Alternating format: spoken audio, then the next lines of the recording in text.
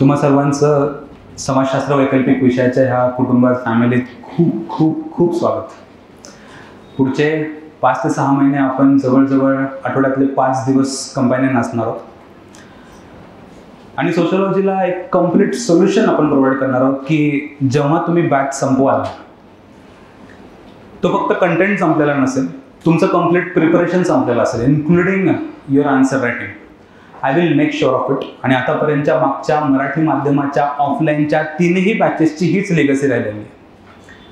आजचा अजेंडा सुरू करण्याच्या आधी मला तुम्हाला 2-3 समाजशास्त्राचे नियम अँड ऑब्झर्वेशन समोर आणायचे.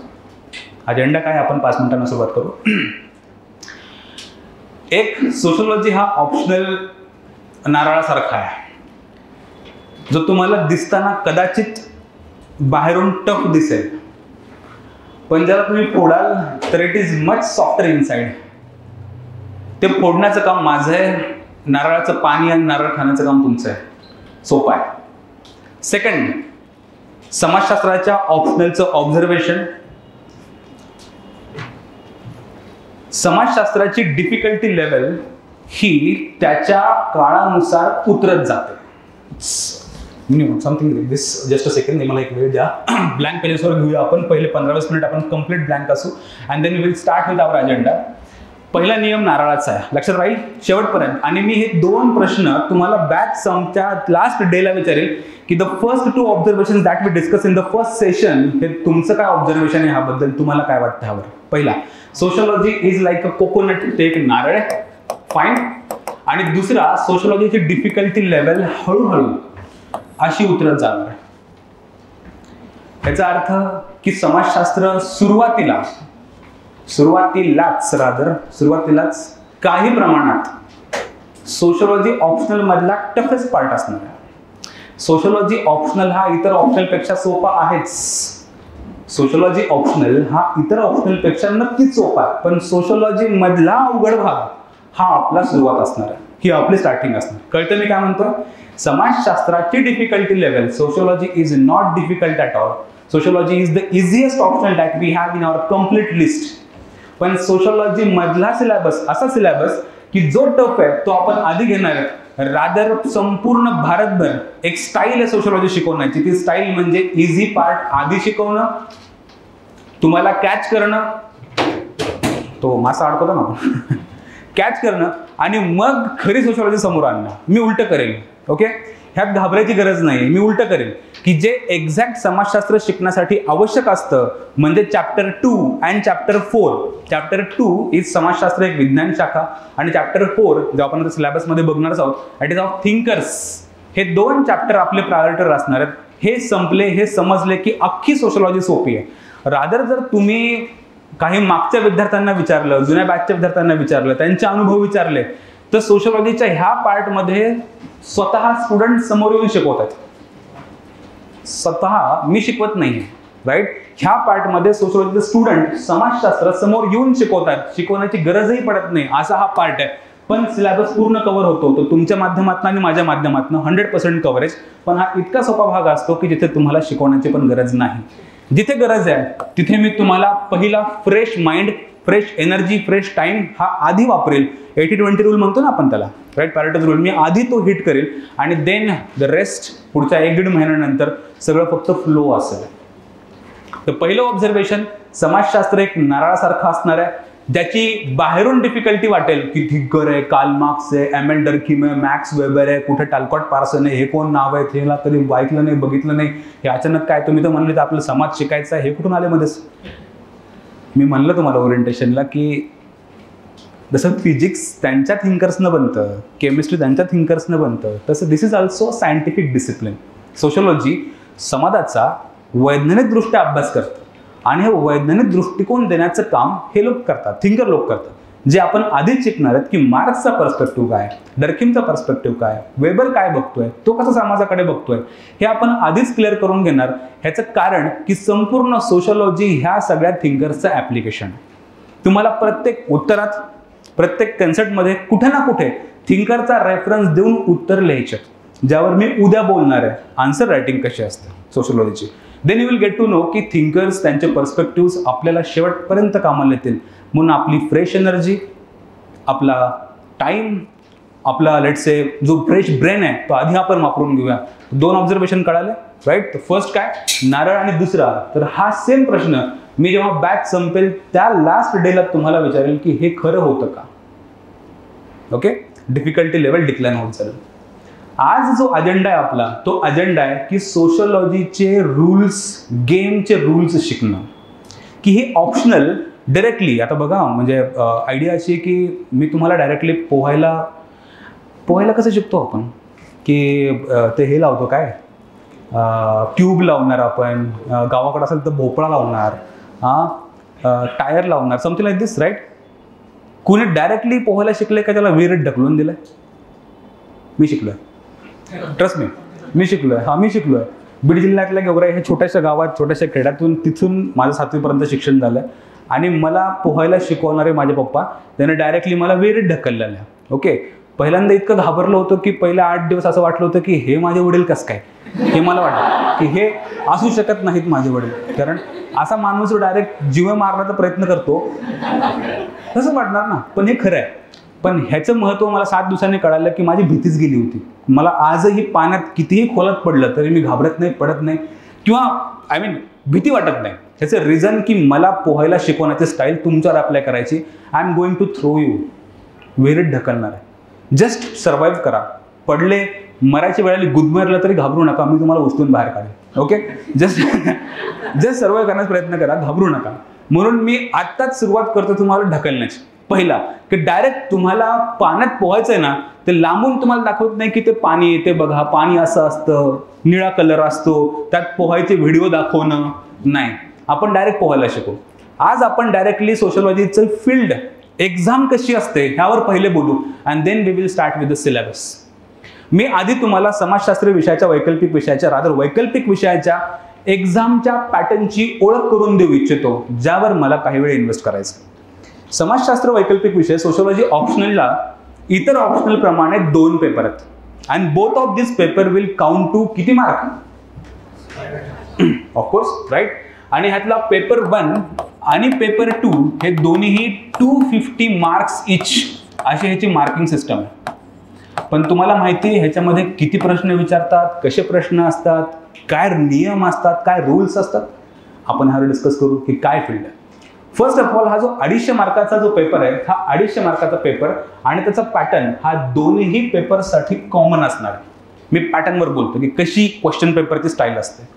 ह्या प्रत्येक क्वेश्चन पेपरमध्ये, मग तो पेपर 1 असो किंवा पेपर 2 असो, ह्या पेपर 1 आणि पेपर 2 दोघांचं वेटेज 250 मार्काचं आहे.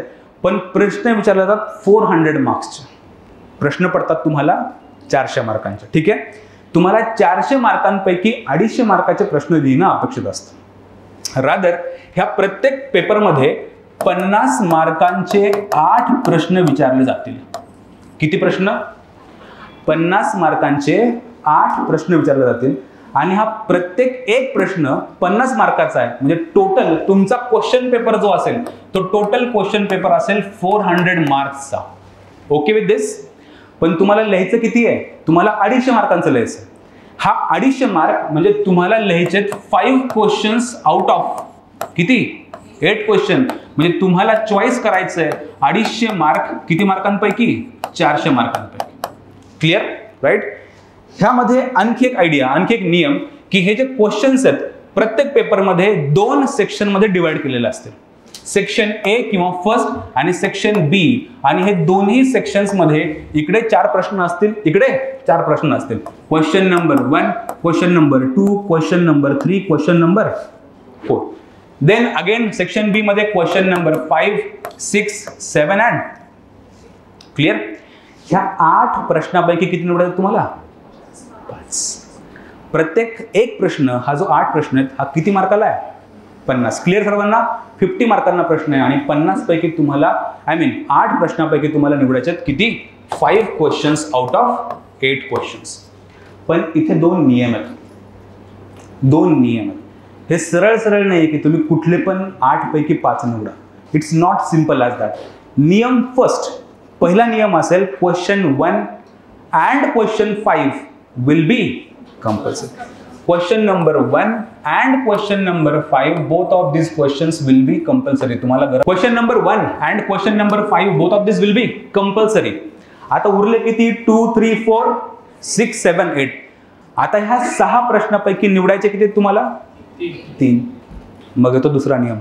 दुसरा नियम येतो की जे उरलेले 3 प्रश्न आहेत ते एकाच सेक्शन मधले नसावेत. परत बघा, उरलेले 3 प्रश्न आहेत ते 3ही प्रश्न एकाच सेक्शन मधले नसावेत. म्हणजे काय? आयदर तुम्ही 1 इकडून घ्या, 2 तिकडून घ्या, और 2 इकडून घ्या आणि 1 तिकडून घ्या. क्लिअर? परत एकदा नियम काय की तुम्हाला 8 पैकी 5 निवडायचे आहेत. First, second, question 1 and question 5 म्हणजे the first questions of each section will be compulsory. आणि हे 2 क्वेश्चन्स कंपल्सरी असल्यानंतर तिसरा तुमचा रूल येतो. तिसरा रूल कुठला? की ह्या एकाच सेक्शन मधले 3 क्वेश्चन नसावेत. मग तुमची सिलेक्शन कसं असेल? इकडून पहिल्या सेक्शन मधून 1, दुसरीकडनं 2, और 1 + 2 और 2 + 1. 3ही प्रश्न एका सेक्शन मध्ये नसावेत. इथपर्यंत ठीक? आणखी ह्यामध्ये मी ऍड करतो नियम. काय काय कळतंय आपल्याला? की दोन्ही पेपरचा पॅटर्न सेम आहे. 250 मार्क आहेत. ह्या क्वेश्चन प्रत्येक पेपरमध्ये 2 सेक्शन मध्ये 8 प्रश्न विचारले जातील. सेक्शन फर्स्ट मध्ये 4, सेक्शन सेकंड मध्ये 4. ह्या क्वेश्चन नंबर 1 to 8 लिहिलेला असेल, पण त्याला डिवाइड केलेला असेल. 1 to 8 डिवाइड केलेला असेल. त्यातला 1 and 5 कंपल्सरी आणि उरलेल्या 6 पैकी 3 तुम्हाला निवडायचे. तिथं येतो दुसरा नियम. तो दुसरा नियम म्हणजे काय? निवडलेले पुढचे उरलेले 3 प्रश्न एकाच सेक्शन मधले नसावेत. सिंपल. ओके. देन आता हे जे प्रश्न आहेत, ह्या प्रश्नांची मार्किंग सिस्टम कशी आहे?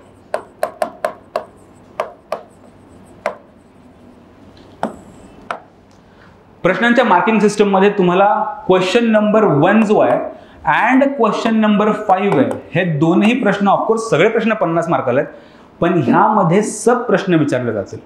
सब क्वेश्चन्स ह्या दोन्ही प्रश्नांमध्ये A, B, C, D आणि E असे 5 सब क्वेश्चन्स असतील. Clear? Question number 1 and question number 5 ह्या दोघांचं स्ट्रक्चर सारखं असेल, सब क्वेश्चन सारखे असतील. त्यामध्ये A, B, C, D आणि E असे 5 प्रश्न असतील आणि हे सगळे 10 मार्क्स इच. क्लिअर? असे हे मिळतील तुमची 50 मार्क. तर क्वेश्चन 1 किती मार्काचा? 50. पण त्यामध्ये सब क्वेश्चन किती? 5. 10 मार्काला 1. क्वेश्चन 5 सुद्धा 50 मार्काचा, पण त्यामध्ये सब क्वेश्चन्स किती? 5 आणि 10 मार्काला 1. असे तुमचे सब क्वेश्चन्स असतील A, B, C, D आणि E. ह्या 2 प्रश्नाचं हे स्ट्रक्चर आहे. आणि जे उरलेले प्रश्न आहेत म्हणजे काय? क्वेश्चन नंबर 2, 3, 4 आणि तिकडे 6, 7, 8 ह्या 6ही प्रश्नांचं सेम स्ट्रक्चर. 6ही प्रश्नांना सेम स्ट्रक्चर आहे. त्यामध्ये 3 सब क्वेश्चन्स विचारले जातील. A, B आणि C. 3 सब प्रश्न आणि त्यातला A असेल 20 मार्काचा, B असेल 20 मार्कांचा आणि C असेल 10 मार्कांचा. असा इच क्वेश्चन पुन्हा बनतो किती मार्कांचा?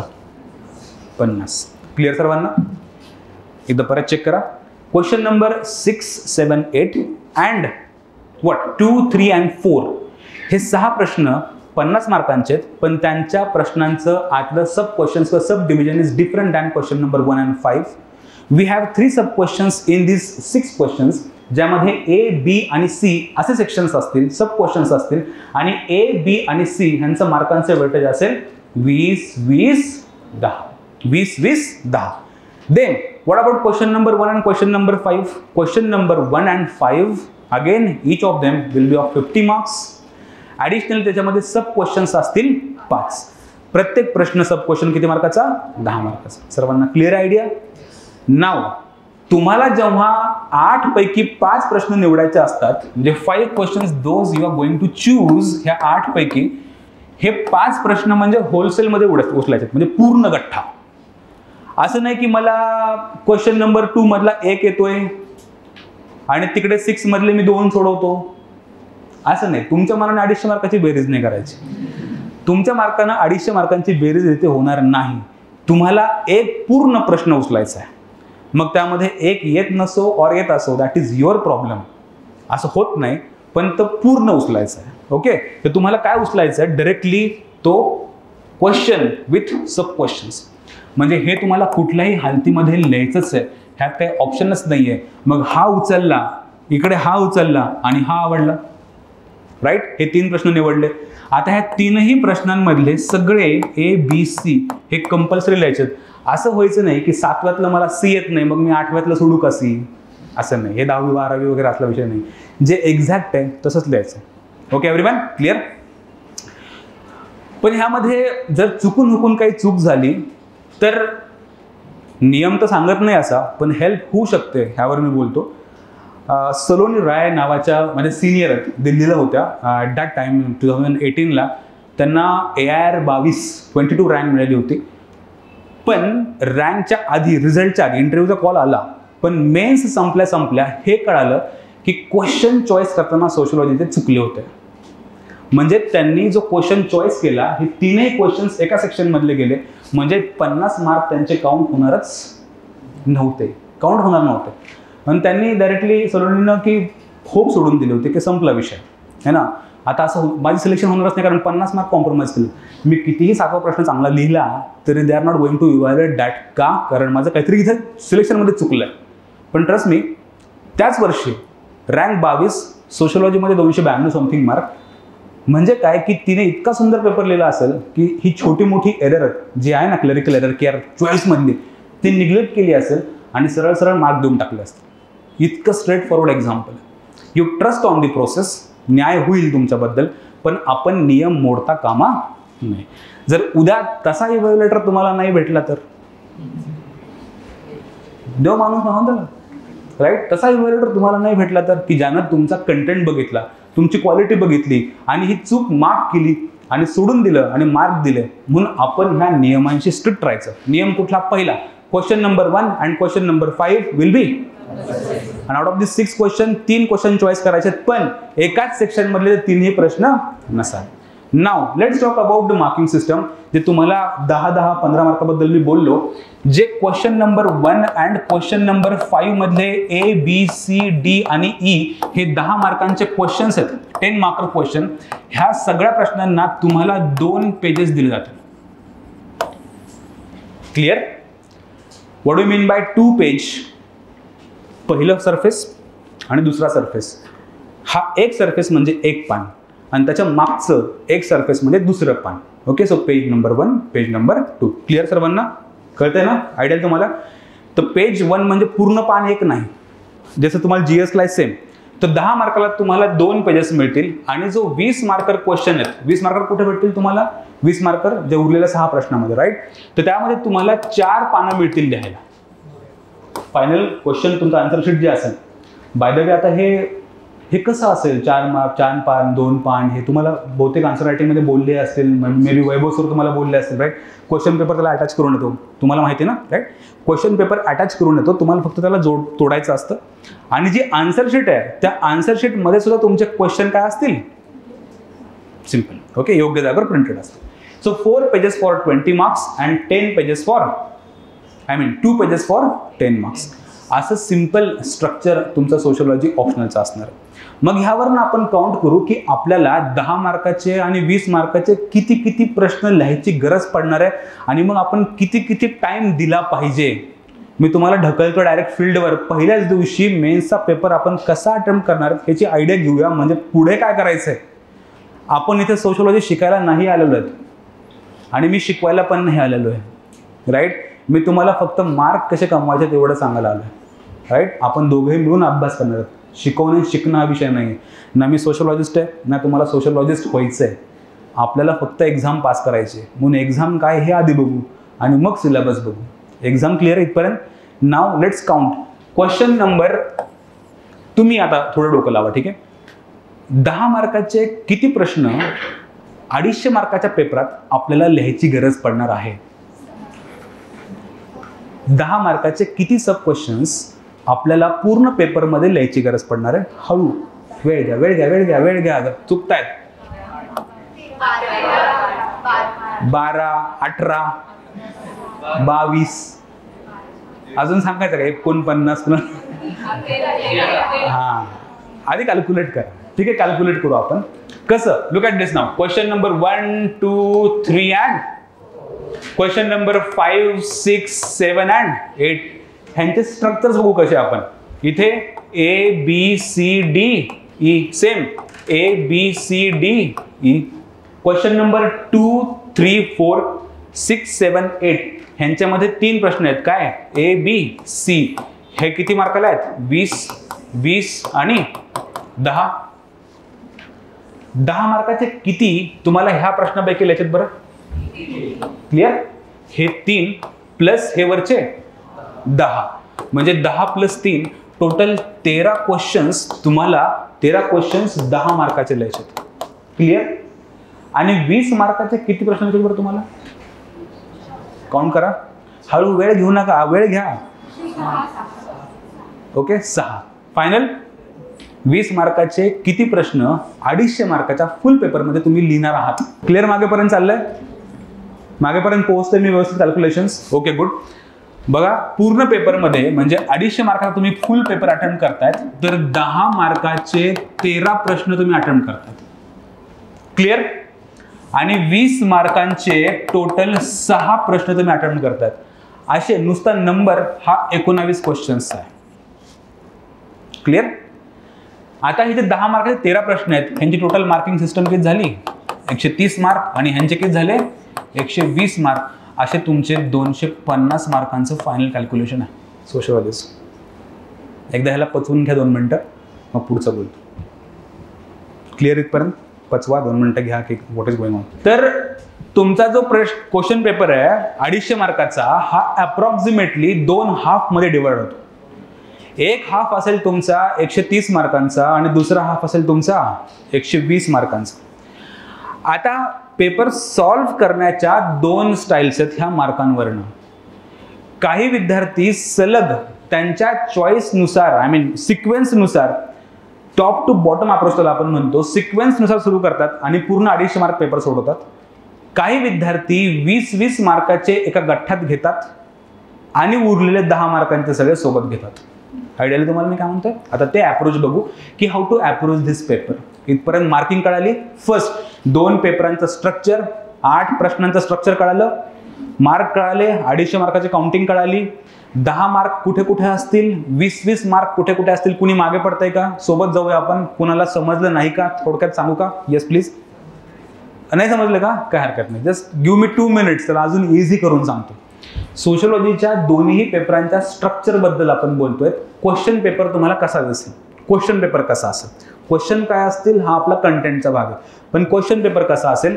ह्या क्वेश्चन पेपरमध्ये दोन्ही पेपरांचं सेम स्ट्रक्चर आहे. पेपर 1 अँड पेपर 2 ह्या दोन्ही पेपरांमध्ये 8 प्रश्न असतील जे 2 सेक्शनमध्ये डिवाइड केलेले असतील, section A and section B. Section A मध्ये 4 प्रश्न असतील, question number 1, question number 2, question number 3 and okay पहिल्या सेक्शन मध्ये. आणि सेक्शन बी मध्ये पुन्हा 4 प्रश्न असतील, क्वेश्चन नंबर 5 6 7 अँड 8. आता हे 8ही प्रश्न जे आहेत हे ईच 50 मार्कांचे आहेत. ठीक आहे? मग तसं बघितलं तर 400 मार्क झाले, पण आपला पेपर तर 250 मार्कांचा असतो, बरोबर? मग या 400 पैकी 250 आपल्याला चॉईस करायचे. तर ऑप्शनलमध्ये हे ऑप्शन्स असतात, GS मध्ये नसतं. ऑप्शनलमध्ये ऑप्शन्स आहेत की तुम्हाला चॉईस करायचं, पण चॉईस इतकी इझी नाही आहे. हे चॉईस करताना तुम्हाला त्यांनी नियम घालून दिले. ह्या 8 प्रश्नांपैकी चॉईस किती करायचे? तुम्हाला 5 क्वेश्चन चॉईस करायचे ह्या 8 क्वेश्चन्स पैकी. ते कसे? पहिला नियम, question number 1 and question number 5 हे 2 कंपल्सरी लिहायचे आहेत. आता हे 2 प्रश्न तुम्ही लिहिले म्हणजे 5 प्रश्नापैकी 2 तर ऑलरेडी सिलेक्ट होऊन गेले. आता चॉईस उरले किती? तुम्हाला अजून किती लिहिणं बाकी आहे? आता 3 लिहिणं बाकी आहे. आता हे जे 3 प्रश्न लिहिणं बाकी आहे हे तुम्हाला ह्या बाकीच्या प्रश्नांमधून चॉईस करायचं. इथं तुम्हाला ऑप्शन आहे की तुम्हाला आवडणारे, तुम्हाला सोपे वाटणारे, तुम्हाला चांगले जमणारे प्रश्न तुम्ही तुमच्या इच्छेनं निवडू शकता 6 पैकी 3. पण UPSC MPSC इतके इझी आपल्याला चॉईस देणार नाही की तुम्ही मनानं तू आमचा पोरं काय निवड, तुला काय निवडायचं, असं नाही ना. ते काय करतायत? पुन्हा नियम टाकतात. ते काय म्हणतात की जे तुम्ही 3 प्रश्न निवडणार आहेत 6 पैकी ते एकाच गठ्ठ्यात नसावेत. एका सेक्शन मधले नसावेत, दोन्ही मिक्स असावेत. मग ऑप्शन काय उरतो? इकडून 1 घे, इकडून 2 घे, और इकडून 2 घे, इकडून 1 घे. तू इकडून 3 घेऊ शकतो का एकाच वेळेस? नाही घेऊ शकत. इकडून 3 घेऊ शकतो का? नाही घेऊ शकत. कळतंय? So question number 1, 5 compulsory. ह्या 3 पैकी 6 पैकी 3 प्रश्न निवडायचे जे एका सेक्शन मधले नसावेत. आयदर 1+2 और 2+1 असे प्रश्न तुम्हाला निवडायचे. 5 क्वेश्चन्स. ज्या 5 क्वेश्चनचं स्ट्रक्चर बद्दल आपण बोललो, क्वेश्चन नंबर 1 आणि 5 जे कंपल्सरी आहेत ते तुम्हाला 5 सब क्वेश्चन्स मध्ये विचारतील, CDE, आणि प्रत्येक सब क्वेश्चन हा 10 मार्कांचा असेल. ह्या दोन्ही प्रश्नांचं स्ट्रक्चर सेम आहे. Question number 1 and question number 5. Question number 1 and question number 5 10 मार्काचे 5 सब प्रश्न. उरलेले जे 6 प्रश्न आहेत त्या 6 प्रश्नांचं स्ट्रक्चर ह्या दोघांपेक्षा वेगळं असेल, मार्किंग सिस्टम दोघांपेक्षा वेगळं असेल. ह्या प्रत्येक प्रश्नामध्ये 3 सब क्वेश्चन्स असतील आणि 3 सब क्वेश्चन्स 20 मार्काला ए सब क्वेश्चन, 20 मार्काला बी सब क्वेश्चन आणि 10 मार्काला सी सब क्वेश्चन. क्लिअर?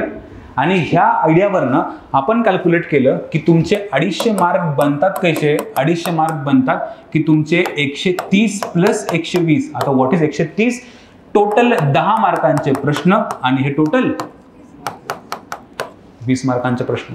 आता काही विद्यार्थी काय करतात की त्यांच्या सेक ऑफ कन्व्हिनियन्स किंवा फ्लो, आता कारण 2 पानं बदलणं, 4 पान बदलणं, लुक ॲट दॅट. मी जेव्हा तुम्हाला आपण नवीन आहोत सगळेजण, राईट? जेव्हा तुम्ही एक्झॅक्टली मेन्सला बसाल ना तेव्हा तुम्हाला कळेल की ब्रेनची फंक्शनिंग कशी असते. प्रत्येक बॉडीतला पार्ट तिथं कामाला येतो. म्हणजे गमत नाही करत, पण तुम्ही शेड्यूल बघितलं असेल मेन्सचं, एस्पेशली UPSC कुणी दिलं असेल किंवा कुणाचे भाऊ कुणी ओळखीतलं असेल, तर एकाच दिवशी 2-2 पेपर लिहायचे असतात.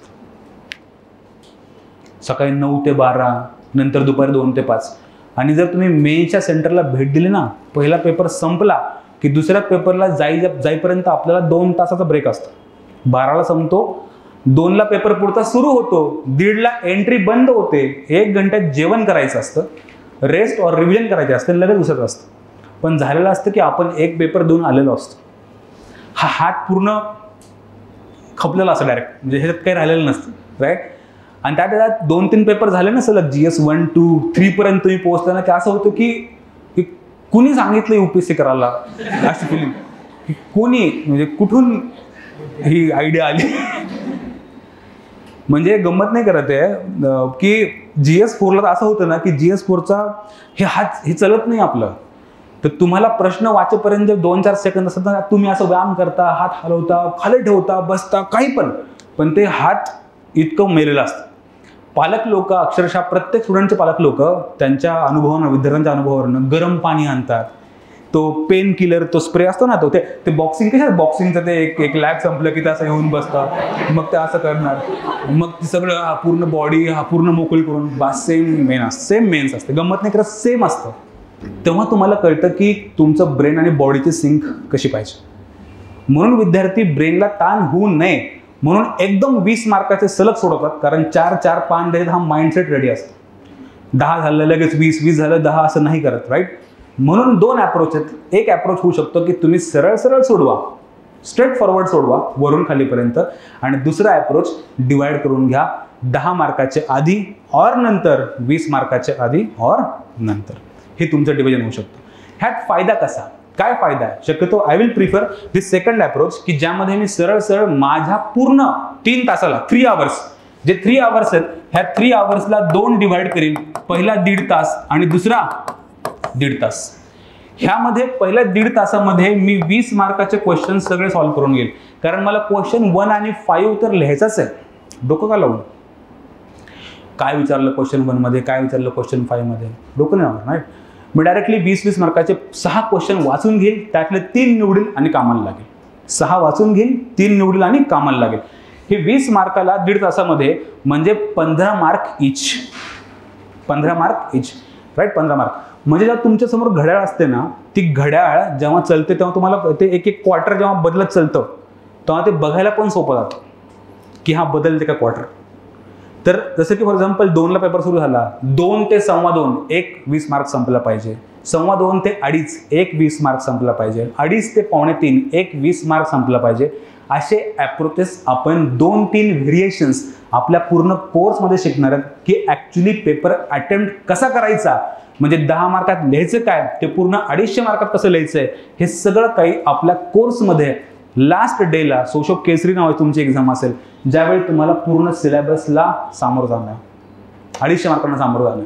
And there I will teach you की हे कशा पद्धतीनं 20 मार्क 10 मार्क सेग्रिगेशन ह्याचे अटेम्प्ट कसे करायचे, रादर एक्झॅक्टली फील्डवर फाईट कसं करायचं आहे, हा आपला course. It's nothing about sociology, PhD, masters, पुस्तकं, लायब्ररी, गठ्ठे, नो, मार्क्स. प्रत्येक मोमेंट आपला गाईड केलेला असेल 2 गोष्टींनी. प्रत्येक लेक्चर, प्रत्येक पॉईंट, प्रत्येक सेकंड पहिला पॉईंट गाईड करणारा असेल तो असेल सिलेबस आणि दुसरा असेल PYQs. ह्याच्या पलीकडे आपण काहीही शिकणार नाहीयेत.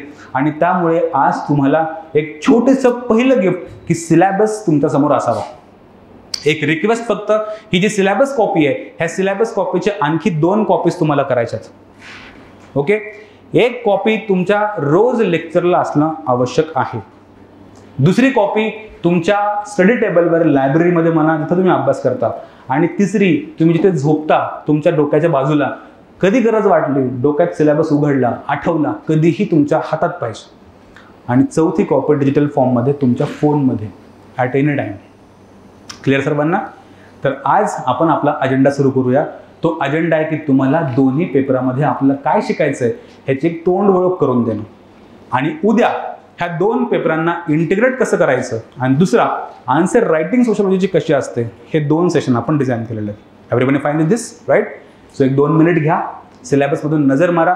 ह्या स्ट्रक्चरवर कुणाला अडचण आहे का किंवा काही समजलं नाही का एकदा विचारा, then we will proceed. Okay, question number 2 चा C कुठे असणार आहे हे ऑलरेडी तिथे तुम्हाला लिहून दिलेलं आहे त्यांनी की तुम्हाला इथंच लिहायचं आहे. म्हणून तुम्ही आधी कोणता लिहितायत नंतर कुठला लिहितायत ह्यात काही प्रश्नच नाहीये. At the end of the 3 hours तुमचा पूर्ण 250 मार्काचा पेपर संपलेला असेल. फक्त आपण एवढंच केलं की 20-20 मार्कांचे आधी सोडून घेतले, मग 10-10 मार्काचे सोडवले, किंवा आधी 10 मार्काचे सगळे सोडवले सरळ सरळ विदाऊट आहे ना डोकं लावता. क्वेश्चन 1 आणि क्वेश्चन 5 सरळ सरळ सोडवले, आणि उरलेले 3 जे आपण चॉईस केले त्यातला C उचलला. असंच ना? काय करायचं आहे, हाय काय प्रोसेस? 10 मार्काचा आधी घेताय ना तुम्ही, 13 एकदम संपून टाका ना. 1.5 घंट्यात संपले पाहिजेत पहिले, एवढं लक्षात ठेवायचं. पहिल्या 1.5 तासामध्ये 10 मार्क संपला पाहिजे, पुढच्या 1.5 तासामध्ये 20 मार्क संपला पाहिजे. Simple calculation. 1.5 तास झाले की घड्याळाकडे बघितलं, हा 10 मार्काचे संपलेत, पुढचा 1.5 तास 20 मार्कांना सोडवायचा. एक्झॅक्टली आपण GS4 ला करतो. लाईक केस स्टडीज 120 मार्काच्या आणि थिअरी 130 मार्काची, बरोबर ना? मग तिथं कुणी आधी केस स्टडी घेतं, कुणी आधी थिअरी घेतं. तुम्ही आधी थिअरी घेतला तरी 1.5 घंट्यात संपवा. केस स्टडी जसे 20 मार्काचे थे तसं तुम्ही पुढच्या 1.5 घंट्यामध्ये संपवा. मग तुम्ही कसं कराल? क्वेश्चन 1 क्वेश्चन 5 1 गो.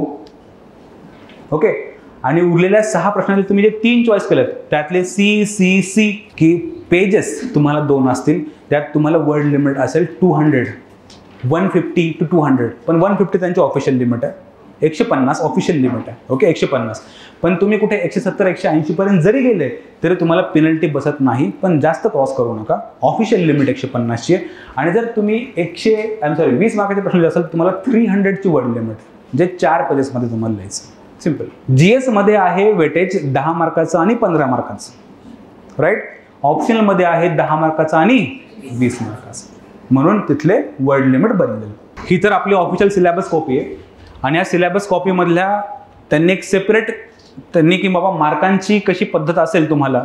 जस्ट सेकंड, इथे बघा की महाराष्ट्र नागरी सेवा राजपत्रित संयुक्त परीक्षा 2025 राज्यसेवा मुख्य परीक्षेकरता 9 प्रश्नपत्रिकेची रचना. 9 प्रश्नपत्रिका ज्यात आपल्या 9 पेपर्स. ओके, एसे पासून ते लँग्वेज पर्यंत ह्या प्रत्येक 9 पेपरमध्ये कसे प्रश्न विचारले जातील ह्याच्या स्ट्रक्चरची MPSCने एक ऑफिशियल डॉक्युमेंट पब्लिश केली. ती ऑफिशियल डॉक्युमेंट मी आता ग्रुपवर शेअर करतो, तुम्हाला तुमच्या नजरेसमोरती राहावी की त्यांचे स्ट्रक्चर कसे आहे. त्यातलं आत्ता माझं काम एवढंच होतं की सोशोलॉजी ऑप्शनलचं स्ट्रक्चर कसं असेल. ओके, जे मी आता बोललो ते तुम्हाला ह्यामध्ये सुद्धा बघायला मिळेल की त्यांनी जे शब्द वापरलेत ते जरासे समजायला अवघड आहेत. जसं की general studies, just a second. Okay, हां, ऑप्शनल. ओके, इथे बघा हा पेज नंबर समथिंग असेल आता जो तुम्ही बघून घ्या त्यामध्ये, की तो पेपर नंबर 8 आणि 9 असे पेपरचे जे पेपर आहेत ते ऑप्शनल सब्जेक्टचा क्वेश्चन पेपरचा स्ट्रक्चर. 250 मार्काला आम्ही ऑप्शनल कसे विचारू, ज्यामध्ये सोशलॉजी हा ऑप्शनलचा एक वेगळं स्ट्रक्चर आहे, काही ऑप्शनलचे वेगळे स्ट्रक्चर्स आहेत. त्यामध्ये त्यांनी शब्द वापरलेत, त्यांनी वाचून घ्या, आज जाऊन तुम्हाला सगळं सोपं आहे ते समजून जाईल. पण असं असेल राईट. ओके, जे आता आपण बोललो question number 1 ABCDE, question number 2 ABC, पुन्हा question number 5 like ABCDE. Okay, तर असे स्ट्रक्चर असणार आहेत. ह्या स्ट्रक्चरची डॉक्युमेंट जी आहे ती तुम्हाला मी ग्रुपवर शेअर करतो. Okay, the second document that I have already shared actually in the morning, that is syllabus copy. त्या सिलेबस कॉपीमधून आपण नजर मारू की आपल्याला सोशलॉजीच्या सिलेबसमध्ये काय शिकायचं आहे. हा टॉपिक परत एकदा नियम 2 लक्षात ठेवा. पहिला नियम असेल सोशलॉजी नारळासारखी असेल. तुम्हाला आजच असं वाटेल की यार हे काय 8, 1, 5 घाबरू नका. ओके, हे आपल्याला पोहायला शिकायची गोष्ट आहे, पोहायला शिकायचं आहे. पुढचा 1 महिना जरासा अवघड पाठ तुमच्या डोळ्यासमोर असेल. सोशलॉजी काय हे अशी एक सोपं अशी आहे ना की नाकातोंडात पाणी जाईल, पण घाबरू नका. पोहायला आपल्याला आयुष्यभर मग तुम्ही विसरणार नाही आहेत काही गोष्टी. देन सेकंड की डिफिकल्टी लेवल सोशलॉजीची कशी होत चालेल राईट. आणि तिसरा छोटासा नियम माझ्या साईडनं की सोशलॉजी ह्या सिलेबसमध्ये असे काही टॉपिक आहेत की which are very very sensitive. Okay, ज्यामध्ये आपण धर्मसंस्था, जातीव्यवस्था, पुरुषसत्ताक पद्धती किंवा लिंगाधारित श्रमविभाजन ह्या सगळ्या गोष्टी शिकणार आहात राईट. ज्यामध्ये काही गोष्टी तुम्हाला असं वाटेल की यार अपर कास्टला आपण बोलतोय का, लोअर कास्टबद्दल काही बोलतोय का, ब्राह्मण विरोधी आहोत का राईट, पुरुषांनाच का फोडून खातायत सर राईट, किंवा पर्टिक्युलर धर्म. It's not about that. आपण फक्त विरोध करणार आहेत. आपण विरोध करणार आहेत पुरुष सत्ताक पद्धतीला, आपण विरोध करणार आहोत जातीवादाला, आपण विरोध करणार आहोत धार्मिक संघर्षाला. कुठल्याही लिंगाविरुद्ध आपला संघर्ष नाही, कुठल्याही जातीविरुद्ध नाहीये, कुठल्याही धर्माविरुद्ध नाहीये. म्हणून समजून घेपर्यंत अँड ट्रस्ट मी चौथा नियम लगेच समोर आणतो की जेव्हा मी लेक्चर हॉलमध्ये येईल आणि स्टेजवर उभा राहील तेव्हा माझ्या तोंडातला प्रत्येक शब्द हा माझा नाही आहे, हे समाजशास्त्र बोलत आहे. हे सगळ्यांनी क्लिअर करायचं. दिस इज सोशलॉजी. मी इथे माझे ओपिनियन शिकवायला नाही आलो, मला काय वाटतं हे शिकवायला नाही आलं. मी कुणीच नाही आहे रादर. मी जे बोलतोय ते कोण बोलताय. म्हणून I will be very much responsible की ऑथेंटिक सोशलॉजी, ऑथेंटिक थिअरी आणि अशाच गोष्टी ज्या एक्झामला तुम्हाला लागतील त्याच तुमच्या समोर येतील. म्हणून इथे कुठल्याही गोष्टीत पर्सनल सरांचं असं ओपिनियन आहे sir, no, this is core sociology. म्हणून रिक्वेस्ट मी काय करेल की जेव्हा मी लेक्चर हॉलमध्ये येईल तेव्हा मी माझा जात, माझा धर्म, माझा वंश, माझं गाव, राज्य, भाषा, लिंग हे सगळं काही बाहेर. ओके, जेव्हा तुम्ही लेक्चरमध्ये याल तेव्हा तुम्ही सुद्धा एक समाजशास्त्राचे स्टुडंट म्हणून याल. तुमचे लिंग काय, तुमची जात काय, तुमचा धर्म काय, तुमचा वंश काय, we don't care about that. Okay, आपण इथे शिकायला आलं काय सोशलॉजी. म्हणून सोशलॉजीमधल्या अशा गोष्टी आणि ट्रस्ट मी इतक्या सुंदर आयडियाज आहेत की तुम्हाला बघायला मिळेल की समाजाकडे बघण्याचा एक नवीन पर्स्पेक्टिव्ह, नवीन ॲप्रोच की तुम्हाला ह्याच्या आधी कधीच सोशलॉजीनं किंवा कुठल्या सब्जेक्टनं तुम्हाला शिकवलेलं नसणार आहे. म्हणून आपण त्याला ऑथेंटिक शिकू, ऑथेंटिकली. हे काय सांगतोय, एक छोटीशी गंमत काय दिवसांपूर्वी झाली होती, 3 वर्षांपूर्वीची गोष्ट आहे. जेव्हा सोशलॉजीच्या ऑप्शनलचा किंवा MPSCचाच प्रॉपरली सिलेबस बदलला होता फर्स्ट टाइम, आठवत आहे, तर त्यांनी फर्स्ट टाइम बदलला होता. आणि पहिल्यांदा 2023 मध्ये त्यांनी एक नोटिफिकेशन काढलं की we are going to conduct the subject to exam हेन्सफोर्थ.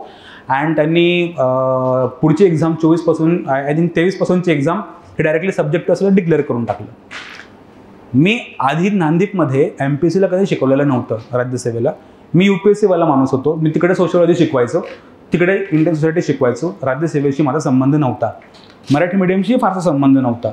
पण जेव्हा MPSCनं त्यांचा पॅटर्न चेंज केला तेव्हा ही रिस्पॉन्सिबिलिटी नॅचरली माझ्याकडे आली की तुम्ही सोशलॉजी हा ऑप्शनल राज्यसेवेला सुद्धा शिकवायचा आहे. ओके, मग मी पहिली बॅच लॉन्च करताना एक कॅम्पेन राबवली होती, माझी समाजशास्त्राची पहिली मराठी माध्यमाची बॅच, की सोसायटीमधले काही सामाजिक समस्या समोर लोकांच्या आणायच्या होत्या की थीम्स, आणि त्यातनं की हाऊ वी स्टडी सोशलॉजी हे दाखवायचं होतं. त्यातली एक ॲडव्हर्टाईज म्हणू आपण त्याला, एक ॲडव्हर्टाईज होती की मला डोमेस्टिक व्हायलन्स दाखवायचा होता आणि ती कॅम्पेनचं नाव होतं say no to domestic violence. काय? Say no to domestic violence. Photo असा निवडला होता की एक सरस्वती देवी आहे, ओके. दुसरा फोटो लक्ष्मीचा आणि सरस्वतीचा. त्या देवी त्यांच्या वेशभूषेमध्ये मुकुट वगैरे लावलेला, सरस्वतीने ती वीणा पकडलेली, लक्ष्मी ती असं हे करते, धन बाहेर पडतंय. पण ती लक्ष्मी आणि सरस्वतीला कुठेतरी लागलेलं होतं, इथे तिला मार लागलेला आहे, थोडं लागलं आहे, रक्त निघतंय. So I was depicting that की आपण ज्या स्त्रीला लग्न करून लक्ष्मी म्हणून घरात आणतो, आपण तिलाच मारतो. Domestic violence, right. Idea was that की we worship her in temples, we abuse her in our homes, अशी तिथे खाली लाईन पण लिहिली होती. आणि हे पोस्टर हे पोस्टर छापले होते खूप मोठ्या नंबरमध्ये, सदाशिव पेठेतल्या जवळजवळ सगळ्या लायब्ररीमध्ये लावले होते. माझ्या डोक्यात हे होतं की यार ऑफकोर्स विद्यार्थ्यांना ज्यांना समजत त्यांना समजेल की I am not actually disrespecting the gods or goddesses. कळते. गंमत म्हणजे की ते जेव्हा पोस्टर लागले, आम्ही त्याच दिवशी, ती सायकल ॲड असते ना खालची बाहेरची सायकल ॲडव्हर्टाईज असते बघा, एक बॅच सुरू होती आमची असं तसं. तर मी उलटा केला होता की तिथं माझं नाव मेन्शन नाही, काहीच मेन्शन नाही, काही नाही, फक्त ती ॲडव्हर्टाईज टाकली, ज्ञानदीप सोशलॉजी ऑप्शनल, राईट. ते पोस्टर 6x6चं पोस्टर आणि दोन्ही साईडनं, आणि ती रिक्षा फिरती पूर्ण सदाशिव पेठेमध्ये. माझ्या डोक्यात पण नाही की असं काही होईल. झालं काय, जेव्हा ती बाहेर पडलं दॅट डे, विदिन 1 hour इतके फोन आले की तुम्ही हिंदू देवी देवतांचा अपमान करताय, तुम्ही कुठल्या दिशेनं बॅच घेऊन चाललाय सर.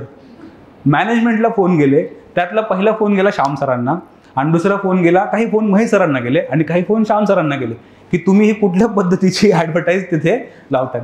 ते ॲडव्हर्टाईज लावले, श्याम सर घाबरले. श्याम सरला वाटलं आता काहीतरी मॅटर होतोय. मला पण आले ना फोन, दन सगळं नंबर वगैरे तर होते की सर हे काय ते काय. मलाही थोडक्यात वाटलं की यार आय वॉज व्हेरी क्लिअर की सोशलॉजीमध्ये कन्सेप्ट आहे देवी डायकॉटॉमी. देवी डायकॉटॉमी, ज्यामध्ये आपण जिला लक्ष्मी म्हणून आणतो, देवी म्हणून आणतो, आपण तिलाच मारतो. हे सत्य आहे. काय चुकलं होतं माझं? काय चुकलेलं नव्हतं. I was clear. तर ते मॅटर गाजलं, थोडं वाढलं. अकॅडमीच्या सगळ्या प्लॅटफॉर्म्सवरनं ते ॲडव्हर्टाईज काढून घेतली. तोपर्यंत महेश सर होते एका लेक्चरमध्ये. तर मी थोडं बाहेर होतो ह्या एरियाच्या. तर मला थोडीशी भीती वाटली की म्हणलं आता जर मी एरियात गेलो, नाही ट्रस्ट मी खरं सांगते, गंमत नाही करत, मी साधा माणूस आहे यार, इट्स कॉमन मॅन, राईट. की जर एरियात गेलो तर काहीतरी मॅटर होईल. अकॅडमी खाली तसलं ते नारेबाजी, ते कुठं ते तोंडावर शाई फेकली, असलं काही व्हायला नको म्हणून मी 2 तास जरा एरियातून बाजूला राहिलो की एकदा आयडिया घेऊया आपण. महेश सरांना फोन केला, सर म्हणलं असं मॅटर झालं, तुम्हाला काय आयडिया ऐकलं का तुम्ही याच्याबद्दल? नाही, काय झालं? सर म्हणून अशी ॲडव्हर्टाईज होती, आपण हे पोस्टर, मग काय चुकलं म्हणते त्यामध्ये? तर मला असे फोन आलेत, असे मेसेज आलेत, श्याम सरांना पण आलेत, आपण आपल्या ऑफिशियल प्लॅटफॉर्म्सवरनं ते ॲडव्हर्टाईज आणि ते पोस्टर काढून घेतलंय हे सांगायला महेश सरांना मी फोन केला. तर महेश सर म्हणे कुठे आहेत तुम्ही आत्ता? म्हणलं सर इकडे. काय झालं? ऑफिसला म्हणे. आलो. तर त्यांनी म्हणे ह्यात काय चूक आहे? पुन्हा पोस्टर टाका म्हणे सगळे, पुन्हा सायकल फिरवा आणि जे असेल त्याला बोलू, काय असेल त्याचं उत्तर, कोण हिंदू मतवादी काय जे काय असेल. Rather we were actually showing the truth of society, right. जेव्हा महेश सरांनी हा कॉन्फिडन्स दिला तेव्हा जरा कुठे बळ आलं. म्हणलं आता येऊ दे, म्हणलं शाई फेकली तर फेकली, पण मी ॲटलिस्ट म्हणजे मजात येईल की यार चल काहीतरी पहिल्याच बॅचला काहीतरी धडाकेबाज झालं, पण तसं काही झालं नाही unfortunately. I was waiting for that. पुन्हा सोबत येऊन बाजूला बसलं, ते म्हणे घाबरू नको सत्यजित, जे होईल ते होईल, मी लॉयर असेल म्हणतोय, काय चुकलं.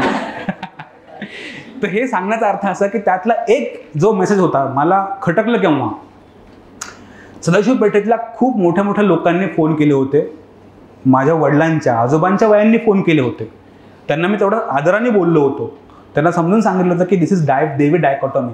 पण माझा विद्यार्थी एक होता, ज्या विद्यार्थ्यांनी जरासा अपमानास्पद मेसेज केला होता, ज्याला मी प्रेमाने समजून सांगितलं, बेटा तू शिकायला आल्यास धर्म, जात, वंश थोडं वेळ बाजूला ठेव, शिक कन्सेप्ट काय, दिस इज कोर सोशलॉजी, आणि हे शिकला तर बदलाव घडेल. देवी देवतांचा अपमान करण्यात माझी अवकात नाही आहे, माझी लायकी नाही आहे, पण ह्यातनं मी समाजाचं चित्र समोर आणतोय. जर त्यात मी नालायक असेल तर नालायकच आहे, पण मला हे समजून सांगू द्या की काय होतंय. मी ते पोस्टर जे चॉईस केलं होतं आणि बाकीच्या पण ज्या थीम्स मी राबवल्या, लाईक चाइल्ड लेबर म्हणा किंवा बऱ्याचशा गोष्टींवर, प्रॉस्टिट्यूशन. इव्हन तुम्हाला माहिती आहे की जगातल्या प्रॉस्टिट्यूटचं ॲव्हरेज एज किती आहे? इट्स 13 years, 13 वर्ष. मास्टर्स करत असताना मी सोशिओलॉजीमध्ये मला अपॉर्च्युनिटी मिळाली होती. तेव्हा एक सर्वे कंडक्ट केला आम्ही की the living conditions of prostitutes in बुधवारपेठा पुणे. तेव्हा आम्हाला त्या परिस्थितीमध्ये खूप जणींशी भेटण्याचा आणि बोलण्याचा तिथं एक चान्स, अपॉर्च्युनिटी मिळाली होती. मला ह्या गोष्टी समोर आणावं लागतील ना, मला बोलावं लागेल, मला त्याचं दुसरं चित्र उभं करावं लागेल. आपण ज्या सामाजिक सत्याविषयी डोळे झाक करतो ते आपल्याला समोर आणावंच लागेल आणि ते पेपरमध्ये लिहावं लागेल. राईट? हा आपला अप्रोच असणार आहे. We will stick to syllabus, we will stick to core theory and we will stick to exact PYQs. आणि आपण ह्यातने मार्क कसे मिळवायचे, इथं कुठलंही ॲक्टिव्हिजम नाही आहे, कुठली मुवमेंट राबवायची नाही आहे. पण जे सत्य आहे ते आपण बिनधास्त छाती ठोकपणे समोर आणू, लिहू.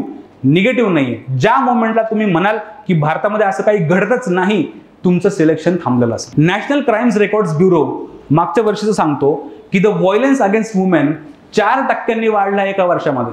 जर तुम्ही म्हणत असाल की डोमेस्टिक व्हायलन्स भारतामध्ये होत नाहीये, तर हे फार चुकीचं आहे. ऍक्सेप्ट करावं लागेल. फक्त I was picturising that through a David dichotomy concept की ज्या स्त्रीला आपण लक्ष्मी आणि देवी म्हणून घरात आणतो, त्या स्त्रीला मारतो, ॲब्यूज करतो, आणि हे सत्य आपण नाकारू शकत नाही. म्हणून त्या मोमेंटपासून आज आणि आयुष्यातल्या शेवटच्या मोमेंटपर्यंत सत्य समोर आणण्याचा मी प्रयत्न करेन. आणि सोशिओलॉजी त्या सत्याचा एक आरसा असणार आहे. ओके, आपला सिलेबस काय हा आजचा आपण अजेंडा बघून घेऊया की सिलेबसमध्ये आपल्याला शिकायचं काय. We do have 2 papers. I will request you नाव की आपण सिलेबसला बघूया, सोपं करून घेऊया की हे 10 टॉपिक काय आहेत नेमके, 3 सेक्शन्स काय आहेत, 2 पेपर काय आहेत, हे सगळं काय बघूया. Okay, so yes please ma'am. A 20 mark, B 20 mark, C 10 marks. हां, तर इथे काय आहे ते सांगतो मी तुम्हाला की ह्यांनी काही ऑप्शनल्सची, नॉट सोशिओलॉजी, ह्यांची मार्किंग सिस्टम अशी आहे. आता ते ऑप्शनल कुठले आहेत ते त्यांची लिस्ट त्यांनी दिली आहे. घाबरू नका, डोंट वरी, कन्फ्यूज होऊ नका. जसं की पबॅड. आता ही जी तुम्ही बघितली ना 15, 20 वगैरे, ही कुणाला आहे? Botany, geography, geology, history, management, Marathi, law, zoology, psychology and ह्या ऑप्शनलची मार्किंग सिस्टम अशी आहे.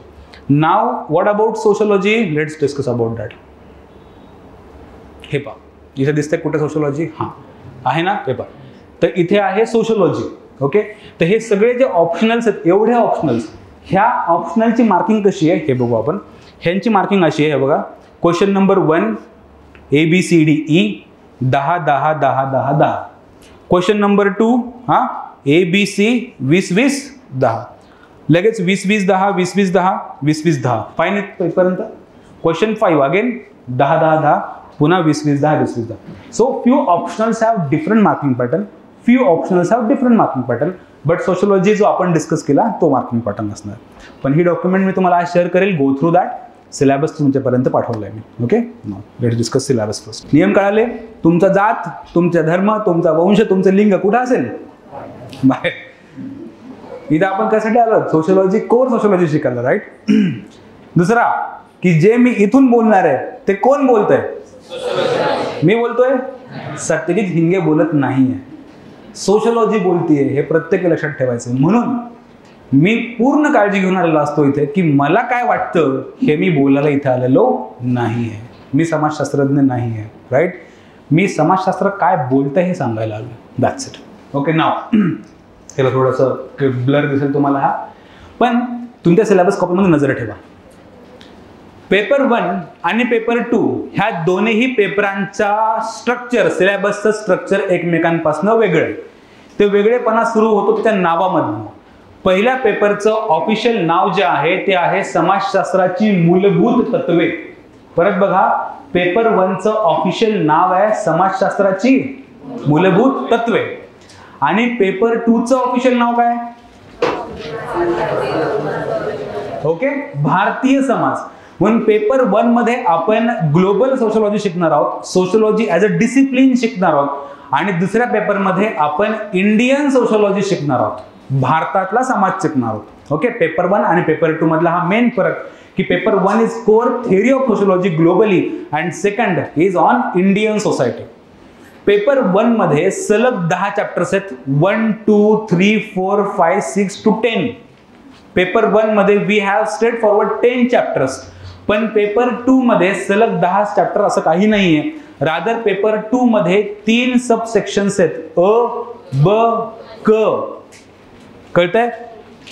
3 सब सेक्शन्स आहेत. ऑब्झर्व करा, पेपर 2 मध्ये अ, पेपर 2 मधला ब आणि पेपर 2 मधला क. क्लिअर?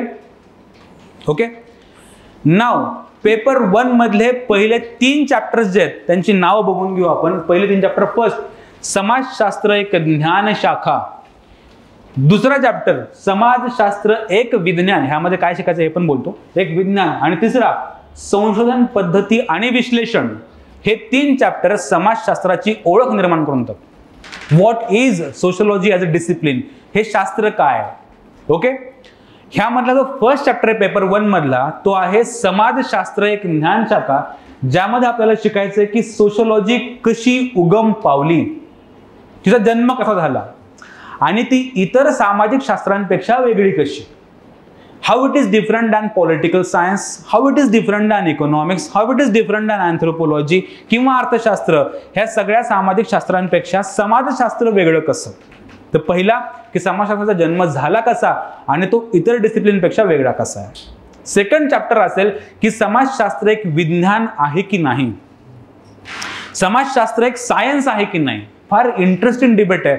मी म्हणतो की सोशलॉजीच्या संपूर्ण सिलेबस पैकी तुमच्या ऐकण्यात आलं असेल की thinker is the most important part, पण त्या थिंकरची पण मदर आहे चॅप्टर 2. ओके. म्हणून चॅप्टर 2 त्याला समजला, त्याला सगळे थिंकर समजले. कारण मार्क्सवाद, ह्याचा जो वाद आहे, ह्याचा जो थिअरी आहे, आयडियोलॉजी आहे, ती चॅप्टर 2 मध्ये आपल्याला शिकायची आहे की ती आयडिया काय, डर्खिम काय बोलतो, वेबर काय बोलतो, ह्याची सगळी आयडिया आपल्याला चॅप्टर 2 मध्ये येणार आहे. म्हणजे काय की समाजशास्त्र एक विज्ञान शास्त्र आहे की नाही, ही डिबेट आहे. जे समाजशास्त्रज्ञ म्हणतात की sociology is science just like natural sciences, त्याला आपण प्रत्यक्षवाद किंवा पॉझिटिव्हिझम म्हणतो. खूप डिटेलमध्ये आपल्याला शिकायचं, जस्ट असं ओळख करून येतं. प्रत्यक्षवाद म्हणजे असे लोक, अशी ब्रांच, अशी स्कूल ऑफ थॉट, असा विचार प्रवाह सोशलॉजी मधला की जे म्हणतात की सोशलॉजी इज सायन्स, आणि दुसरी ब्रांच म्हणजे sociology is not like natural science, त्याला आपण म्हणतो अप्रत्यक्षार्थवाद. इतकंच आतापर्यंत. ठीक. ओके. आता पहिला चॅप्टर काय होता की सोशलॉजीने जन्म कुठून घेतला, सोशलॉजी विज्ञान आहे की नाही, जर विज्ञान आहे तर ती कुठल्या पद्धती वापरते, विज्ञान नाही तर कुठल्या पद्धती वापरते. म्हणून थर्ड चॅप्टर येतो संशोधन पद्धती आणि विश्लेषण. म्हणजे काय की 3 चॅप्टर जे आहेत ती सोशलॉजीच्या डिसिप्लिनची ओळख निर्माण करून देईल, तिच्या जन्मापासून तिच्या पद्धतींपर्यंत. ओके. ती कुठून उगम पावली आणि कुठल्या पद्धती वापरते, हे पहिले 3 चॅप्टर. आणि आपल्या सिलेबस मधल्या इंटिग्रेटेड अप्रोच मधला this will the first block, chapter 1, 2 आणि 3 आपल्याला शिकायचं आहे. पहिले आपण हे 3 चॅप्टर शिकणार, रादर 1 and 2 शिकणार टू बी मोर प्रिसाइज, आणि लगेच एंट्री होणार आपली chapter 4, the crux of sociology. Chapter 4 is dedicated to the समाजशास्त्रीय विचारवंत, त्याला आपण थिंकर्स म्हणतो. आणि पेपर 1 मध्ये we do have 6 sociological thinkers listed there. 6 thinkers आहेत. पहिला मार्क्स, दुसरा डर्खिम, तिसरा वेबर, चौथा पार्सन्स, 5वा मर्टन आणि 6वा GH मिड. असे 6 थिंकर शिकायचे. कुठे गेले? हां, राईट. असे 6 थिंकर आपल्याला शिकायचे पेपर 1 मध्ये.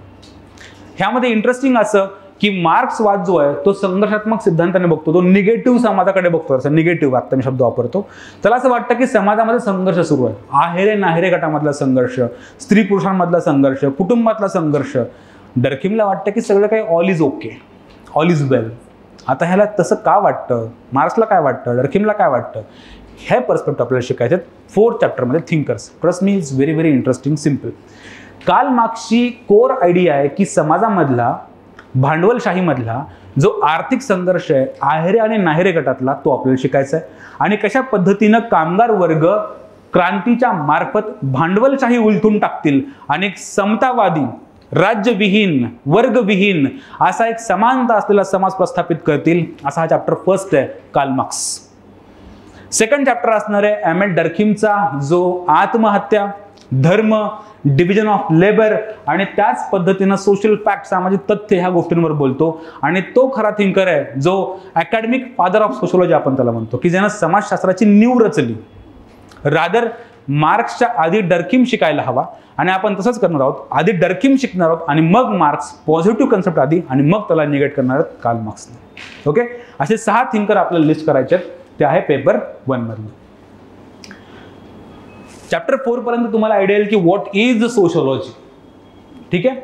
मग चॅप्टर 5, 6, 7, 8 आणि 9 परत बघा. चॅप्टर 5, 6, 7, 8 आणि 9 ह्या समाजामधल्या महत्वाच्या संस्था आहेत. How they function in society ह्याबद्दल बोलायचं. संस्था. ओके, त्यातली पहिली संस्था विल बी चॅप्टर 5. त्याला आपण सामाजिक स्तरीकरण शब्द वापरतो. सोशल स्ट्रॅटिफिकेशन म्हणजे काय, की समाजाची वेगवेगळ्या गटामध्ये केलेली विभागणी. आता हा शब्द जो आहे स्तरीकरण, ह्यामध्ये जो मूळ शब्द आहे तो आहे स्तर. स्तरचा अर्थ इंग्लिशमध्ये असतो लेअर. काय? लेअर. जसं तुम्ही जिओग्राफिकली पृथ्वीकडे बघितलं तर पृथ्वीच्या core to like our surface crust तुम्हाला लेयर्स दिसतील.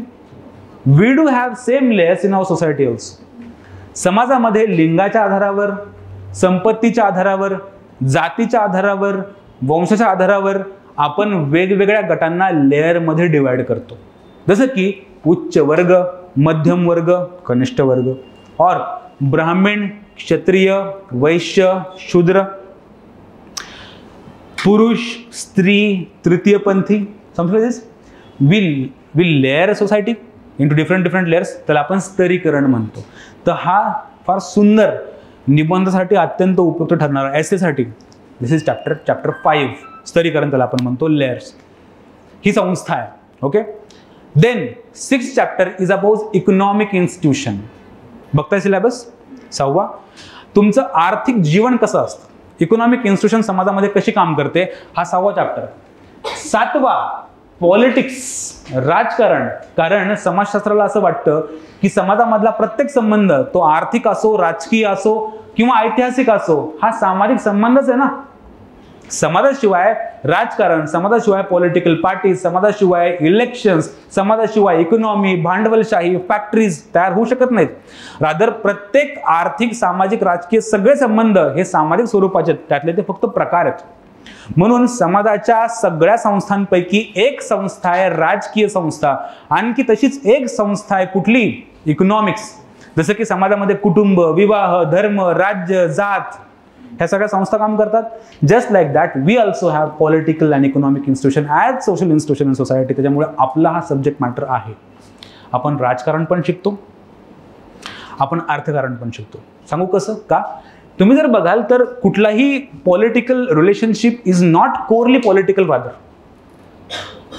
बघा भारतामध्ये राजकारण चालतं कसं, आपण एक्झाम्पल घेऊया. आपण तुम्हाला माहिती भारतात democracy, of course we know that, and ही टेक्निकली आपण डेमोक्रॅटिक कंट्री आहोत. पण ही डेमोक्रेसी ऍक्च्युली फंक्शन कशी करते हे खूप लोकांनी जवळून बघितलं असेल.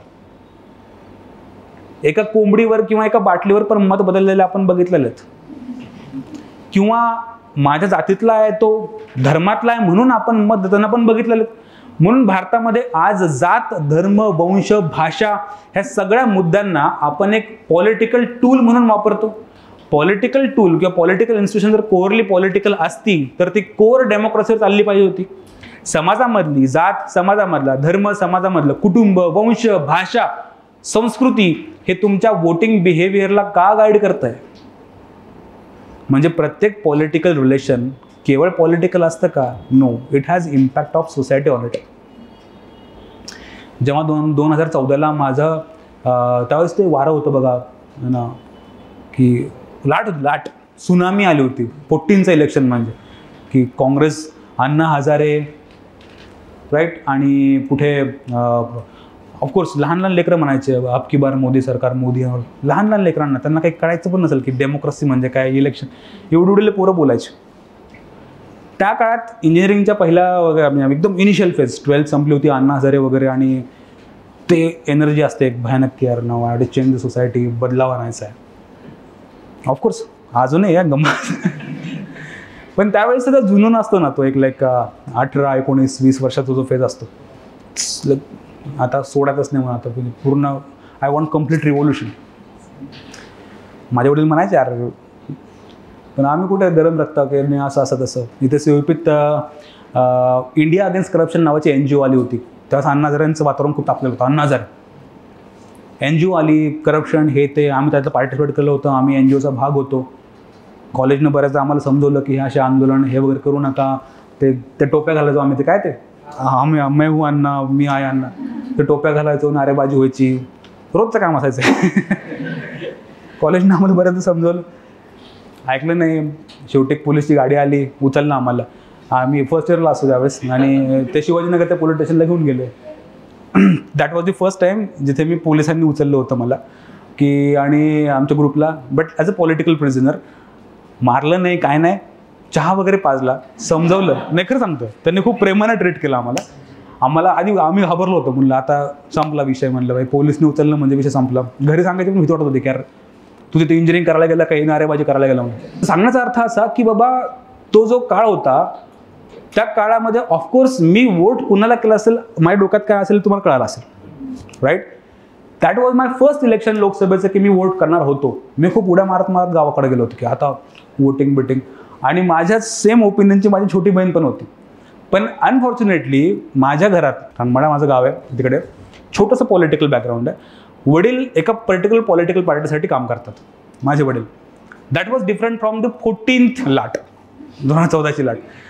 ज्या पॉलिटिकल पार्टीला मी मत करणार होतो, जे सरळ दिसत होतं की मी कोणाला मत करणार आहे, त्यापासून माझ्या घरची पॉलिटिकल पार्टी जराशी नक्की वेगळी होती, कम्प्लीट ऑपोजिट. हाईट म्हणजे सर्विंग सरपंच माझी मम्मी होती. जर त्या वर्षी सर्विंग सरपंच मम्मी होती. जर तिच्याच घरातून तिच्याच अपोजिट पार्टीला तिचाच पोरगा वोट करतोय, तर काय सेंटिमेंट गावात पोहोचले असते अरगडे. पण आम्ही तयार नाही ऐकायला. आईच्या जागेवर, देशाच्या जागेवर. नाही खरं ना, अशी ती आयडिया होती. तर नाहीच बोले.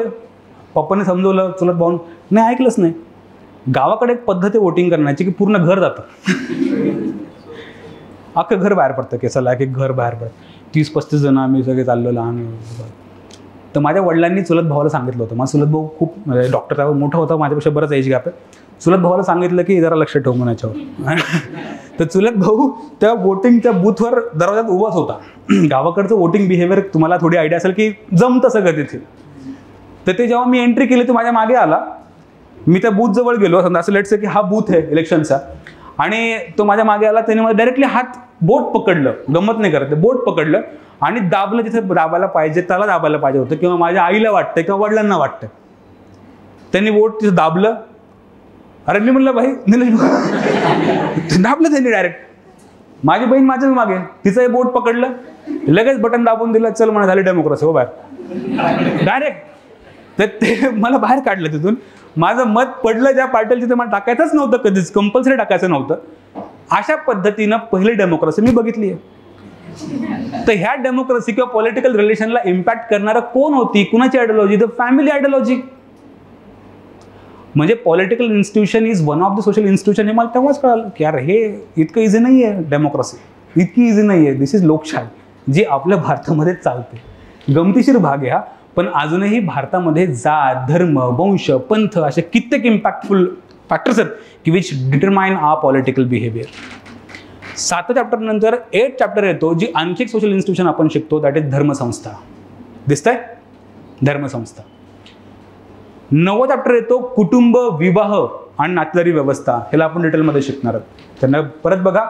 5वा, 6वा, 7वा, 8वा आणि 9वा this chapter will be dedicated to social institution including स्तरीकरण, अर्थसंस्था, राज्यसंस्था, धर्मसंस्था, कुटुंब, विवाह आणि नातेदारी व्यवस्था. Then 10 chapter will be specially dedicated to social change. काय? Social change. सोशल चेंज, सामाजिक परिवर्तन. म्हणजे पहिला पेपर जो आहे तो कसा आहे? सोशोलॉजी काय, ती जन्म कसा घेतला, थिंकर्स काय म्हणतात. दुसरा, सोसायटी कशी फंक्शन करते, राईट, संस्था कोणत्या कोणत्या आहेत आणि ते कशी बदलते. कळालं. परत बघा. परत चॅप्टर 1 समाजशास्त्राचा उगम कसा झाला. 2 ती विज्ञान आहे की नाही हा डिबेट. 3 कुठल्या पद्धती वापरते. 4 थिंकर्स. 5 स्तरीकरण. 6 अर्थकारण. 7 राजकारण. 8 धर्म. 9 कुटुंब विवाह नातेसंबंध. 10 सामाजिक परिवर्तन. क्लिअर.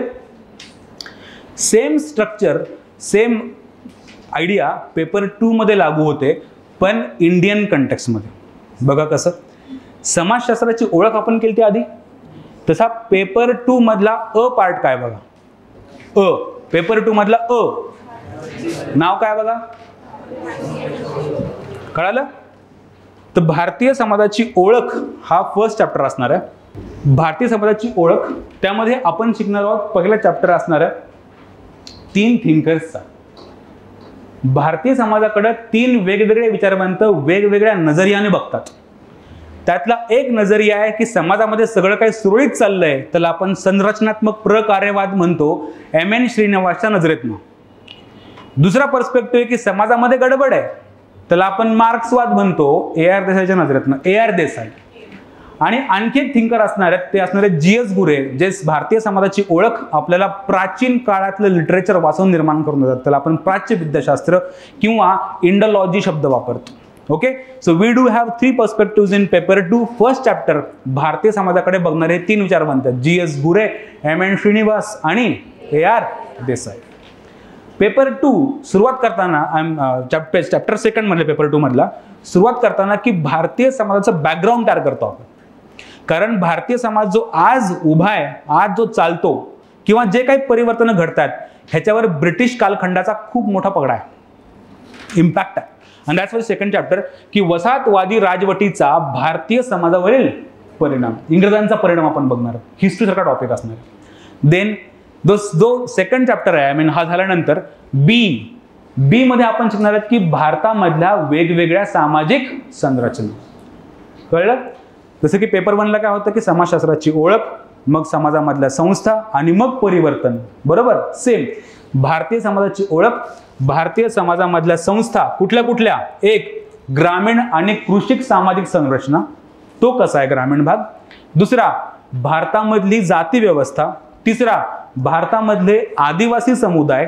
4 भारतातले सामाजिक वर्ग आर्थिक वर्ग त्याला आपण म्हणतो. आणि 5 भारतामधले नाते. आणि 1 मोर चॅप्टर असेल तो असेल धर्म. दिसलं. तर पेपर 2 मधला ब सेक्शन जो आहे त्या ब सेक्शन मध्ये 6 चॅप्टर्स आहेत. हे 6च्या 6 चॅप्टर आता भारतीय समाजामधल्या वेगवेगळ्या सामाजिक संस्था आणि संरचना कशा पद्धतीनं काम करतात हे आपल्याला समजून घ्यायचं आहे. कुठल्या कुठल्या संस्था. पहिला ग्रामीण आणि कृषक समाज. 2 जाती व्यवस्था. 3 आदिवासी समुदाय. 4 आर्थिक सामाजिक वर्ग. सामाजिक वर्ग म्हणजे आर्थिक तुम्ही शिकविल योग्य मोमेंटला. देन नातेसंबंध ह्यामध्ये कुटुंब विवाह सगळं काही. आणि 6वी कुठली असणार आहे. Right. So again 1 more. Paper 2 has 3 subsections अ ब क. अ म्हणजे ओळख. ब म्हणजे आता काय चाललंय. तर क काय असेल. क काय असेल सामाजिक परिवर्तन. तर चॅप्टर क जो आहे त्याचं नावच आहे की भारतातली सामाजिक परिवर्तन ज्यामध्ये 7 सब टॉपिक्स आहेत. 7 त्यातला पहिला भारतातील सामाजिक परिवर्तनाची दृष्टी म्हणजे आज जे परिवर्तन घडतंय हे कुठल्या कुठल्या घटनांमुळे घडतंय. संविधान असो ग्रीन रिव्होल्यूशन असो प्लॅनिंग असो प्लॅनिंग कमिशन असो ह्यातून आपण कसं परिवर्तन घडून आणलं. विजन काय. आणि भारतामध्ये सामाजिक परिवर्तन बाय द वे तुम्हाला काय वाटतं सामाजिक परिवर्तन हे नॅचरल घडतं की घडून आणलं जाऊ शकतं. दोन्ही. राईट. म्हणून भारतामध्ये आपण सामाजिक परिवर्तन ज्या दिशेमध्ये घडून आणायचंय त्यासाठी आपण एफर्ट्स घेतो. मग ते नीती आयोग असो प्लॅनिंग कमिशन असो ग्रीन रिव्होल्यूशन असो टेक्नॉलॉजी असो काही असो. We purposefully induce this effect की ज्यानं सामाजिक परिवर्तन घडून येईल. जसं की कायदा डावरी प्रोहिबिशन ऍक्ट म्हणा किंवा पॉश ऍक्ट म्हणा की आपल्याला असं परिवर्तन पाहिजे म्हणून आपण काय करतोय त्या दिशेनं चाललोय. तर आपलं परिवर्तनाचं विजन काय हे आपण चॅप्टर 1 मध्ये शिकणार आहोत की भारताला कसं परिवर्तन हवं. चॅप्टर 2 जो असणार आहे की ग्रामीण आणि कृषी व्यवस्थेमध्ये काय परिवर्तन घडले. सेपरेट ग्रामीण आणि कृषी व्यवस्थेमधले परिवर्तन, तर लगेच काय असेल, शहरी भागामधले परिवर्तन, इकडे ग्रामीण भागातले परिवर्तन, इकडे शहरी भागातले, म्हणजे औद्योगिकरण आणि नागरीकरण. आणखी त्यामध्येच आपण परिवर्तनामध्ये राजकारण पण एक फॅक्टर शिकणार आहेत की पॉलिटिक्समुळे कशा पद्धतीनं भारतामध्ये परिवर्तन घडतंय, ज्यामध्ये लोकशाही असेल, दबाव गट असतील, पॉलिटिकल पार्टीज असतील, मेनी अदर फॅक्टर्स. एक political institution as a medium of social change. Then ह्या सोशल चेंजेस घडून आणणारा आणखी एक पॉलिटिकल फॅक्टर म्हणजे सामाजिक चळवळी. चळवळीमधून आपण काय करतो, परिवर्तन. Have you heard about that movement like #MeToo किंवा Dalit lives matter, black lives matter, Chipko, Appiko, असे कित्येक मुवमेंट आहेत. आपण ह्यातनं काय करतोय, आपण सामाजिक परिवर्तन घडून आणतोय की आपल्याला समाज कसा हवा. We are designing that society through various social movements. हा आपला चॅप्टर असणार आहे. देन आपला असणार नेक्स्ट चॅप्टर लोकसंख्या गतिकत्व ऑर पॉप्युलेशन डायनामिक्स. पॉप्युलेशनमध्ये काय बदलतंय हे आपल्याला शिकायचं आहे. One of the most relevant. And 7वा जो की खूपच कंटेम्पररी टॉपिक आहे, ज्यामध्ये समाजामधल्या वेगवेगळ्या समस्या आपल्याला शिकायच्या. समस्या जसं की विस्थापन, पर्यावरण, दारिद्र्य, वंचितता, महिलांवरील हिंसाचार, जातीय संघर्ष, वांशिक संघर्ष, हे सगळं काय आपल्याला शिकायचं आहे चॅप्टर 7 मध्ये. तर सोशल इश्यूजचा आणि त्यातनं घडणारे परिवर्तन, कसे परिवर्तन घडू शकतो ह्यावर चॅप्टर असणार आहे. आता आपण एवढं लक्षात घेऊ की पेपर 1 जो आहे it contains 10 different chapters, separate chapter. Okay, पहिले 3 असतील सोशलॉजीची ओळख निर्माण करणारे, पहिले 3. 4th चॅप्टर असेल थिंकरवर. Okay, 4th chapter will be on thinkers. 4, 5, 6, 7, 8, 9 सामाजिक संस्था. 10 सामाजिक परिवर्तन. पेपर 2 मध्ये किती सबसेक्शन्स आहेत, 3. अ, ब, क. अ म्हणजे भारतीय समाजाची ओळख, ब म्हणजे भारतीय समाज चालतो कसा, आणि क म्हणजे भारतीय समाजामधले परिवर्तन. असे समाजशास्त्राचा कन्साइज प्रिसाइज सिलेबस त्यांनी लिस्ट करून दिलेला आहे. ओके, आणि आपण, तुम्हीही आणि मीही, एक नियम आपला असेल तो सिलेबस आणि PYQच्या बाहेर जायचं नाही. अजिबात गरज नाही आहे. रादर तुम्ही PYQ जेव्हा बघाल, अपेक्षा होती की लवकर ते बुक येईल कोडेड डिकोडेड, पण 1 महिना लेट होत आहे. सप्टेंबरच्या आत तुम्हाला ते बुक तुमच्या हातामध्ये असेल, ज्यामध्ये UPSCनं समाजशास्त्र तुम्हाला ते कोडेड डिकोडेड मिळालं ना, GSचं कोडेड डिकोडेड, तसंच सोशलॉजीचं कोडेड डिकोडेड येणार आहे. ओके, तर UPSCचे टॉपिक वाईज PYQ सेग्रिगेट करून आपण दिलेले आहेत, ज्यामध्ये तुम्हाला कळेल की जवळजवळ 90-95% पेपर लीक झालेला असतो. लीक अक्षरशः, की सगळे रिपीट क्वेश्चन परत परत परत परत. ओके, सो आपण सिलेबसच्या आणि PYQच्या बाहेर जाणार नाही. नाव माझं पुढचं सेशन जे असेल तर तुम्हाला हे रिकग्नाइज करून द्यायचं आहे की पेपर 1 आणि पेपर 2चं इंटिग्रेशन प्रॉपरली होऊ शकतं. आता ट्रेलर तर तुम्हाला गंमत बघू आपण एक, लेट्स से चॅप्टर 5 उघडा. चॅप्टर 5 चॅप्टर 5 मध्ये तुम्हाला नाव दिसेल सामाजिक स्तरीकरण. म्हणजे काय, समाजाला आपण वेगवेगळ्या लेअरमध्ये डिवाइड करतो. लगेच तुम्ही पेपर 2 मधल्या ब सेक्शन मध्ये जा बरं. ब मध्ये बघा बरं, 1st, 2nd, 3rd आणि 4th चॅप्टर. ग्रामीण वर्सेस शहरी, जाती व्यवस्था, सामाजिक वर्ग, लेअर, कळते की नाही.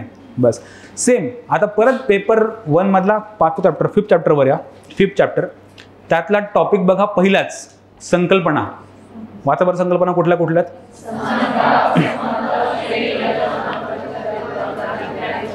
बरोबर.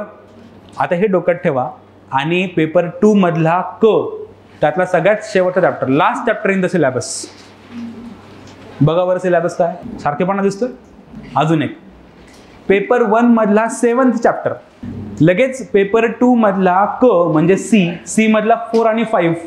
तर आपण काय करतो, 7th शिकतो इकडे, मग तिकडे सी आणि 5, सी मधला 4 आणि 5 पण लगेच शिकतो.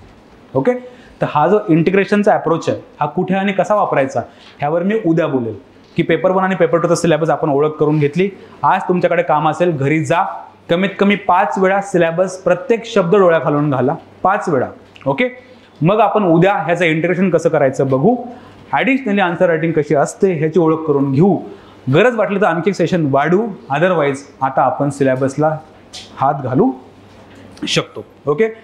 दुसरा पॉईंट, सिलेबस मधला प्रत्येक पॉईंट, प्रत्येक सब पॉईंट लेक्चरमध्ये काय शिकतोय आणि काय शिकवतोय हे तुम्हाला बरोबर माहीत असेल त्याच दिवशी की हा सब टॉपिक पण आपण योग्य झालं की चॅप्टर 7 शिकतोय, रँडमली शिकतोय, चला चॅप्टर 7 शिकवत चाललोय. नो, त्यातला ब, क, ड, त्यातला सब पॉईंट, त्यातला कॉमा पण शिकवेल मी की हा बाय कॉमा की प्रत्येक सब पॉईंट शिकत चालायचं, right. Syllabus. So syllabus will be your, trust me, lighthouse. Okay everyone, so thank you very much for this session. Thank you very much. See you.